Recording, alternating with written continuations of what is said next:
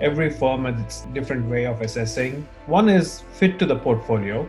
Most of these firms always do, hey, does this investment fit the thesis that I have for this fund?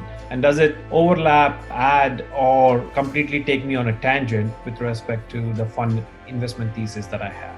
The second thing is the concept viable. Obviously, you're making a lot of leaps of faith at the very early stages, especially in early stage investment, that something will work or not. So the fundamentals have to line up. Let's say if you're doing quantum computing today, the physics has to line up.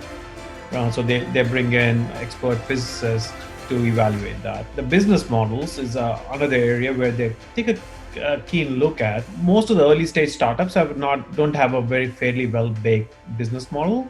The business models develop over a period of time as the product comes out, but they also look at what's the initial concept of a business model. How does the company make money out of this product? So that's another key area to look at. And then they look at the quality of the team, right? The thing, do they have credibility, either technically, business-wise, or otherwise? Are they just a copycat or not? Is there a fundamental risk with any of the founders in terms of their ability to stick to the path and execute and be focused? I mean, that's not the whole set of things that they evaluate, but there's some of the major ones that they look at when they look at new startups. Growth trajectories are very subjective to the industry that the startup's playing in. I think some industries have a very aggressive growth trajectories and for a certain period of time, and then they slow down. And in some industries, there's a complete new disruption, right?